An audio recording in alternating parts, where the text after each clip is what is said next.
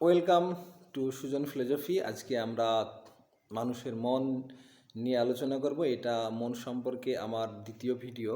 তো আজকে আমরা বিভিন্ন দার্শনিক যারা মন সম্পর্কে বিশদ আলোচনা ও গবেষণা করেছেন তাদের বেশ কিছু কথা, তার সঙ্গে নিজের কিছু ভাবনা শেয়ার করব।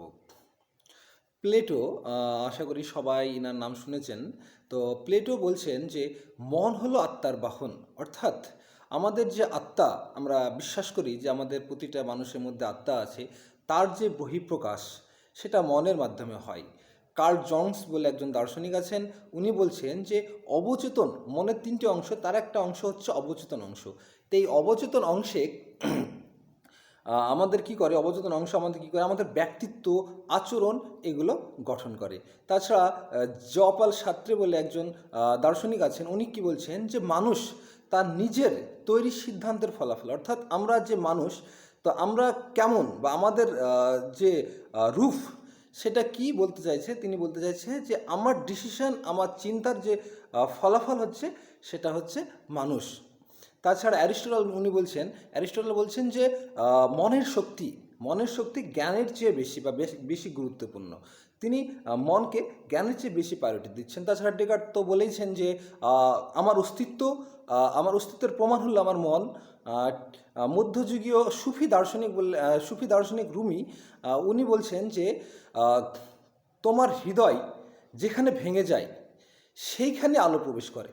তিনি মনকে আরও একটু বেশি কবিতার সহিত তিনি ব্যাখ্যা করতে চেয়েছেন যে হৃদয় যেখানে ভেঙে যায় সেইখানে আলো প্রবেশ করে, অর্থাৎ আমাদের মন যেখানে ভেঙে যায় সেখানে শক্তির একটা যে প্রকাশ বা মনোবল শক্ত করার যে একটা আলো বলতে তিনি মনোবলকে শক্ত করার জন্য অর্থে বোঝাতে চেয়েছেন যে মনোবলকে, যেখানে মন ভেঙে গেল সেইখানে আরও মনোবল শক্ত হলো।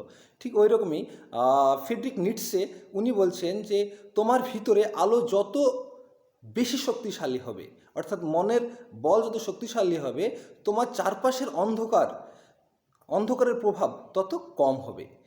সেনেকা, সেনেকা বলে একজন দার্শনিক আছে, উনি বলছে যে মনের নিয়ন্ত্রণের দ্বারা ভাগ্যকেও নিয়ন্ত্রণ করা যায়।